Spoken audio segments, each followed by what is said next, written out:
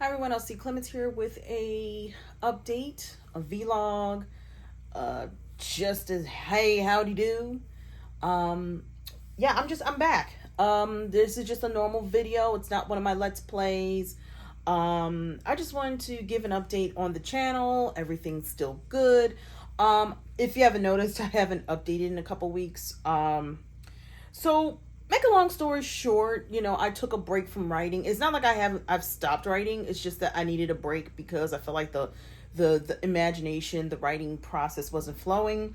And I've taken a month off. I've written some fan fiction. It's Rise of the Teenage Mutant Ninja Turtles. Don't ask me how I got on this fandom, but I just happened to be at work. I was processing tasks. I wanted to listen to something. And I said, okay, I'm bored. Ain't nothing on Netflix right now. Let me put on Rise, I gotta admit, even though my husband hates this, because here's the thing. Here's a background. My husband is a huge Ninja Turtles fan. So this version of Ninja Turtles actually irks the crap out of him compared to, to him, his favorite version is the 2003 version. And more background for me, I was born in 87. So when Mutant Ninja Turtles came out, the original cartoon, I was a baby. Or probably not even born, but let's just say the progression run of the original show, I was a baby and then to a toddler, so I really didn't have the capacity to really sit there and pay attention to it. And then by the time they had the last two seasons, I want to say, there was two other competitors I was watching at the time, Sonic Sat AM and Mighty Morphin Power Rangers. So I didn't have any interest in New Ninja Turtles. Then they had the movies, and to be honest, as a small child with a very active imagination, the puppets or the costumes they were wearing scared the shit out of me as a child, so I didn't watch it. So when they had the 2003 version that came out on Fox Kids, that's when I actually got into Ninja Turtles. I'm not a big fan as my husband is, but I've played the Konami video games because they used to have them at Chuck E. Cheese. They had, they had the cabinet Konami ones back at Chuck E. Cheese, so I would play them. And then now you can play it on the Switch, all the games, including the newest one. So, going back to what I was originally talking about, I started watching Rise. I'm like, oh my god, this show is awesome. Then I found that was only the first season, and then the second season is on Paramount Plus. I wasn't paying for Paramount Plus. Don't ask me how I found the next season. But I ended up watching the next season on Paramount Plus, and I saw the movie, and I'm like, oh my god, this show was great. Where are the rest of the seasons? Paramount Plus cut it. They canceled the show. And Mutant Mayhem's coming out, and I don't want to talk about that. It's not the animation. It's going to take me a minute just to get the voice actors. I'm on the... this is really a whole vlog episode, so I'm about to talk about everything. The only reason why I'm on the fence is not because of the voice actors, which, by the way, that caught me off guard for a second. I'm like, oh crap, is that how... Even my husband's sitting there like, is that how we sound? I'm like, yeah, I think that's before puberty set in. He's like, not again, not 13-year-old, because the Rise is they're 13 by the movie. No, yeah, they're 13 to 15, and then the movie they're 16 to 17. And my husband went, oh, no, not again with the whole 13-year-old boys things. But, it is what it is. They're trying to get a younger audience. Like I explained to him. Background, I have a journalism degree. BA in journalism. So I can say this. They're doing this because they want to make more money with toys. Rise probably got canceled just like Young Justice did because they weren't making enough toy money. It is what it is. That's what happens when you have kid shows. That legit can happen. Now, if there's a campaign, I've seen campaigns online to bring back Rise of TMNT. I don't think it's going to work. Unless, of course, the producers respond like Greg Wiseman did with Young Justice. That's a whole different conversation to have. But if that's the case, then, hopefully it works. Maybe it won't. We'll know. We'll see. Anyway, so make a long story short, for the whole month as I'm recording this, I've been writing the first 4 chapters of my fan fiction for Rise of the Teenage Mutant Ninja Turtles. And I'm going to put it on AO3. And the only reason why I did that is because I want to write, but my brain would refuse to work with me when it came to my manuscript. So the second draft was put on hold. I just did it yesterday. I worked on some of the second draft, so now it's back. So I'm going to finish the chapter 4 of the Rise series, and I'm going to post that online for now. And I usually don't talk about me writing fan fiction because, one, I'm 35 years old. You think I'd be a little old to be writing fan fiction at this point. But the only reason why I got into it is because I was irritated at the way they ended season 2 and then the movie. I'm like, this show had great potential, and Nickelodeon or Paramount, I want to say, dropped the ball. And And let me just talk about this real quick. The only reason why this happened is because that whole, if you don't know about Zaslav and the deals they made, they cut a lot of the animation budget. So stuff like Infinity Train got canceled. There were all these shows. And I like animation because animation seems to be more interesting plot-wise compared to a lot of the shows coming out. Grey's Anatomy. And yeah, I went there. And there's not a lot of good shows to watch on TV, so I'd rather watch animation or watch anime. That's just how my brain rolls these days. But Rise had a great potential to be a good series. Yes, the characters are a little different. Yes, the turtles aren't around the same species like they usually are. But they had their own characterization. You got Leo. If Leo wasn't a leader, he'd be kind of a slacker, but he'd also be a cool person because he doesn't have the responsibility. Raph is the eldest brother, and I understand his surface pressure because I'm an eldest sibling, and I enjoyed the moments where he just like, stop doing things, dear God, please, because you're in charge, and if you're a child who's in charge, or the eldest child, anything your siblings do, you automatically get in trouble for. And of course, you're gonna go, well, what did I do? You could be in the other room and you just get in trouble. That's just kind of how it works when you're an eldest sibling. Then you got Donnie, who's on the spectrum, which is cool. He's got a tech bow, and he's just this adorably hilarious mad scientist. And like everything, it's like one of those things where you wish you had that friend. Like the way they did him, I like that he's on the spectrum. I like the episode where he was out on his phone. He's just in the fetal freaking position. Everything about him is hilarious. And Donnie was always my favorite character, no matter what series of Teenage Mutant Ninja Turtles. So I was happy that they ramped him up, his insanity. Because if you watch the 2012 version, he was kind of already on the Mad Genius side. But then the newest version, like the 2018 version, dear God, it was just like, I love this. I love everything. I love his ego. I love the fact that he's wrong and we're just watching this happen. And then you got Mikey being... He's still the character that most kids will connect to, but he's the youngest child. He suffers from, not only did they say he has ADHD, which I do have, he suffers from youngest child syndrome, so he does stuff, and it's just like, oh God, Mikey. Like, the one episode with Mikey that I did like, this wasn't Mikey-centric, but it was still funny. It was when they were in the Mystic Library, and they told him to be quiet, or they're going to get taken away by bats. And, of course, Mikey just is like, Echo! And he gets carried away. He's like, I regret nothing. I'm like, oh, my God. And I'm like, this is my sister. She would do something like this. Like, I regret nothing. I had to do it. So, I shouldn't be gushing about the show, but I love it. It is so silly. So, to the meat and bones of the situation. So, I do want to talk about the Let's Play I was doing for Dead Space. I am going to come back to it. What I'm doing is, I'm pre-recording all the episodes, and then I'm just going to bank them out because it's easier for me just to do it that way compared to trying to do it every weekend. Because I end up doing stuff on the weekend. I've changed my daily routines, almost.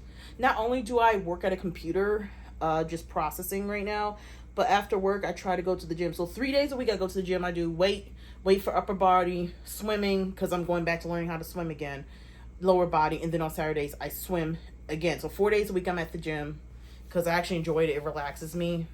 And then I'm home. So I pre-record episodes, so I can just work on the title screen. I can work on the cover, and then I can just press play and just send it out to you guys on YouTube. So I am going back to do that. Now, there was a slight delay with my recording schedule because my husband picked up Hogwarts Legacy.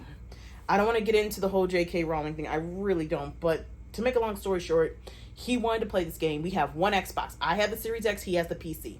And apparently the PC didn't do well for Hogwarts, so he just played on the Xbox. So pretty much he hopped the Xbox for like a month straight playing this game. And what I mean, my husband was like 100% completionist, and he found every nook and cranny he could for this freaking game. And now the other Let's Play I'm gonna do, but he's gonna probably play the game first.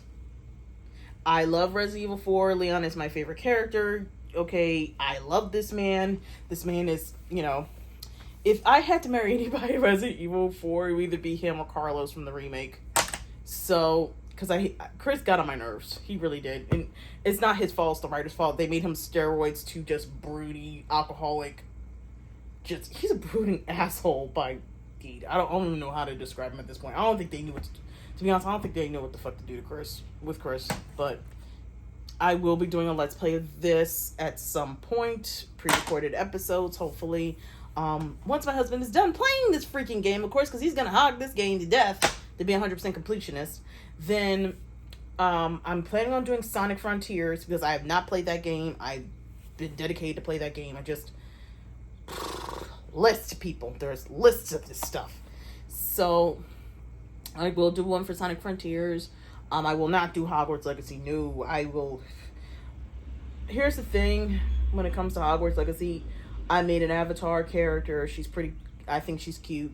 I started playing it. He started hogging the game, so I haven't really been able to play it like that. And to be frank, I don't feel like dealing with the thousands of people saying, "Oh my God, you are doing this, this, and this," and being accused of something I'm not even saying I did. I'm like, the J.K. Rowling has pretty much made the fan base divided when it comes to Hogwarts. And to be frank, I've wanted to be a witch since I was 7 years old. Ever since I've read the Harry Potter books, so I was like, okay, let me do this. But I will not live stream or pre-record or put footage out because I don't feel like dealing with the thousands of fans. I already got to deal with stupid people at work. Not my coworkers, but just people calling in because I do occasionally get phone calls from customers. I don't want to deal with it on my off time when I'm not getting paid. So, not doing Hogwarts Legacy, but I'm finishing Dead Space. I also got my Dead Space cloak from hoodie that Markiplier was doing, so you'll probably see that on live stream or my Let's Play eventually. But so the list is Dead Space, Sonic Frontiers, then this game. I will not be doing a Let's Play of, because the other game we're getting is Legend of Zelda Tears of the Kingdom. I will not do a video on that, and that's because Nintendo has this weird ass embargo. If you don't know, Nintendo has this weird ass embargo where if you try to do either a Let's Play or review or what's the other one, or if you even try to do a live stream of it, they shut your shit down. So it's like, okay, I'm not touching Nintendo's shit with a 10-foot pole. I don't have the money to deal with them. I don't have the patience to deal with them.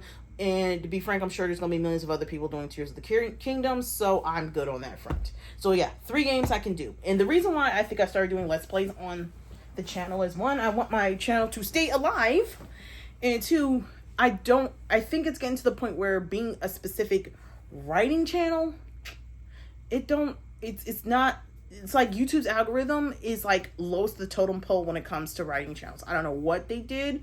I don't know why they did what they did, but YouTube made certain niches like writing, it's not just us, it's writing like D&D products, all types of other stuff. They just put it that low on the totem pole. So, you know, you kind of have to put a variety on your channel. And I know there are artists like YouTubers like Roberto Blake who say, hey, you should have a second channel for this. To be honest, I'm too lazy to do that.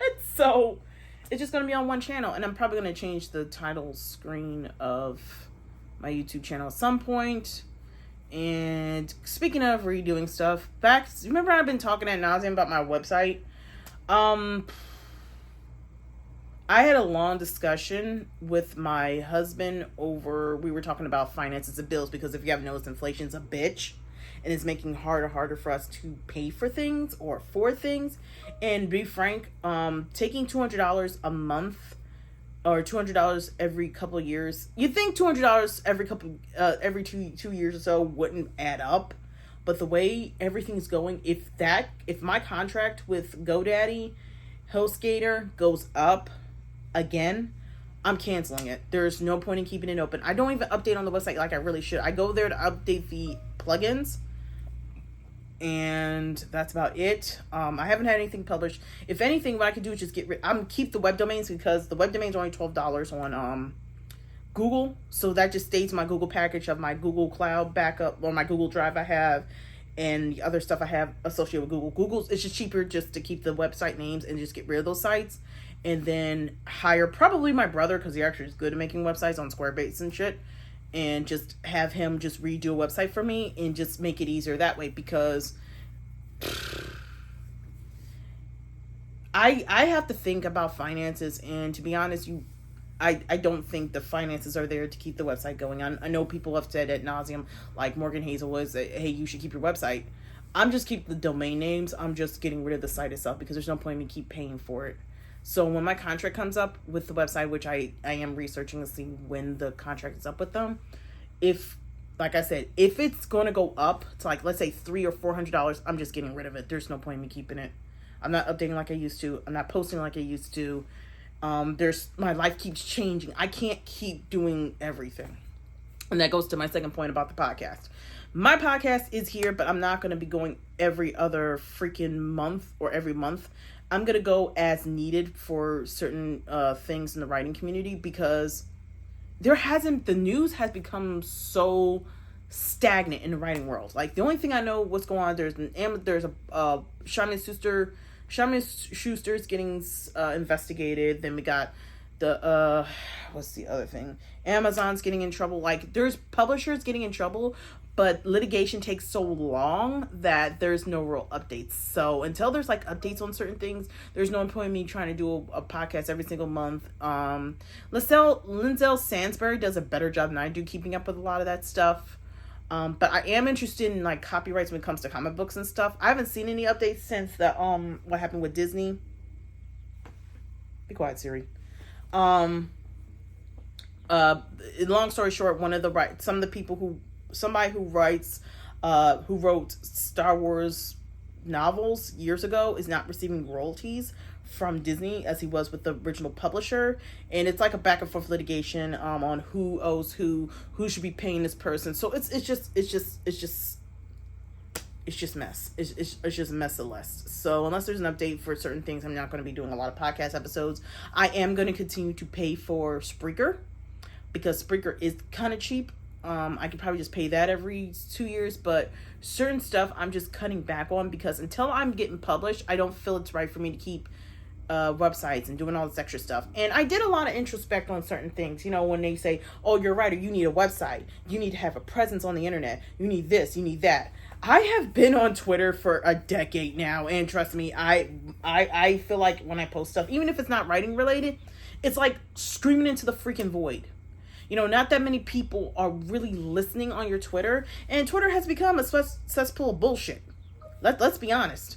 It's a cesspool of bullshit between the political stuff, what Elon Musk is saying, people trying to be right on their opinion, for people whining, especially celebrities. I have never seen so many celebrities whine on freaking Twitter like this before. I mean, like Zac Efron, dude, you like when it came to Shazam, dude, you could have. There's a way to do that without being a whiny little bitch about it. Are you really that pissed off that, one, The Rock didn't want to work with you, and two, that you're pretty much fired? Like, you didn't say shit when all this stuff was going down with Justice League. So what the fuck, man? And that's just one example. And it's like, they tell you to have this presence. It's hard to have a presence when you have bigger celebrities screaming in the fucking void about bullshit. Then you got the commentator channels. I don't even want to get into that shit. So, to make a long story short, the commentary channels are all fighting again. The girls are always fighting. Every couple months, it's always some bullshit. The beauty community trying to come back. I don't want them to come back, to be honest. Every time they come back, especially certain creators I don't want to invoke the name of, come back, it's always some shit. It's always some shit. And to be frank, I'm tired of hearing about it. And it's kind of flooding up the Twitter algorithm. So that's what I'm saying. You're speaking into the void because you got bigger, I should say, to be honest, it's bigger whiners. There are bigger whiners on there that are able to get the butts in the seats and the most attention. I don't have that opportunity. So then, you know, someone's like, well, why don't you do, what am I looking at? I have a TikTok page. I've got more attention on my fucking TikTok page with anime content than I have on writing content. It's insane. And I think it's just because the way the app is regulated, or their algorithms regulated. I mean, I have a favoritized book top, author top. That is literally favoritized. So I do see it from time to time, but not as much as I used to. And part of it is, I think some of us are just, what's the problem? I don't think they're like disengaged. I think it's just that we got other shit to do. We need to be writing. We don't have time to be on the internet 24/7. And that's kind of the problem with like having a book talk page or a booktube page or an authortube page. We're not trying to be Instagram influencers. We don't want to be the primetime influencers. We want to market our product. We want to talk about the stuff we love, but we're not out there seeking to be the best. Like Ash, want to be the very best that no one ever was. Or are we? I don't know. You know, at this point, it's like But the whole point of what I'm saying is, it's kind of hard to write books if we're on the internet constantly. So if I'm gone for weeks on end, and I know I just said I was working on a fan fiction, but I'm just saying in general, I'm writing. So if I'm not here for weeks on end, it's because I'm writing. You know, I don't have, and maybe also I don't have the presence or the talent or the wherewithal to be on YouTube 24/7 live streaming, or on TikTok live streaming. I don't have a live stream presence. I've tried on three different occasions to do a live stream, and no one was looking at it. So I don't know, maybe it's a different time of day, and these are on different times of days. I've tried live streaming, no one attended. I did Twitch live stream, no one attended. Well, no, that's not true. Sarah did, and thank you, Sarah, for, if you're watching this video, for being on that. But no one really. Oh wait, and Dan. But there's not that many people who want to watch me. I don't have the talent or the wherewithal, so I'm not gonna put in the energy to put all this stuff out there, and I have no followers. I have no people listening to me. It's like speaking into the freaking void, you know. So I gone way off track with my damn you ADHD brain. Now, with that being said, going to the writer side of my vlog, I will be participating in Camp Nano. I'm hoping to update weekly on how I do things because, well, as I've just said earlier, I have a new schedule. But we'll see what happens. But I am participating in Camp Nano. I'm hoping with Camp Nano, I will be done my second draft, thank God. Or at least the second act, and get into the third act finally. Because I'm squeaking. But hopefully I'll be in the third act by then, or done the draft by then, and by that point, I can just shelve that for at least a month or so, then come back to rereading it, see if the second draft works, then we can work on grammatical errors, see about flow, see if some parts need to be taken out, condense the story, doesn't need to be X amount of chapters long, can we make it longer chapters, that sort of thing. And then hopefully by that point, once I got to finish third draft, then I should be at the point where we're ready to send to editor, ready to fix errors, if the editor needs to fix any errors, and then we can go to cover page, and maybe at that point I will be at the point of my life where I can actually redo a website and make it look like a professionally done author website instead of me, you know, kind of clicking around and trying to make a website. It took, and just FYI, I did a website. It took me 4 hours to make my own website. 4 freaking hours, and it looks like shit. That's what my website looks like. So I'm gonna pay somebody to do that. I am not doing that again. There's no way in hell I personally am doing that again. So you should see some updates soon. Hopefully with my Dead Space Let's Play, and with what's the other one? The Camp Nano. We'll see what the month of April holds. I know I'm going to take one day off to take my sister out for her birthday, because she'll be turning 20. Shit, she'll be turning 28, huh? And we're going to go to Korean barbecue. She loves stuff like that. So we're going to do that. My husband's birthday is at the end of the month. I got to take care of that. But I will get back to you guys. I will, it's, and I also know it's easier to update during the spring and summer months than it is the winter months, because the winter months I just want to cuddle up in bed and hide and don't talk to people, but I have no choice because, I'm a human being, and human beings are social creatures by nature. We have to do that. So, like I said, I don't know how to end these videos half the time. I'm gonna get some updates. I'm gonna record footage. I'm gonna put it together, and I'm gonna put it out there. That's what I'm gonna do. And I probably and I'm hoping to attend some people's live streams, possibly. My nose is itchy. Because I know people are going to have Camp NaNoWriMo streams. I know for a fact some people are going to have Camp NaNoWriMo writing production screens. So when I'm not at the gym, when I'm at home, I have nothing. And if I have nothing, absolutely 100% nothing to do, I will just do that. And we'll see how we get my production done. But that's the end of this rant / video vlog entry about my life, which is kind of like, so I will post to you guys again soon.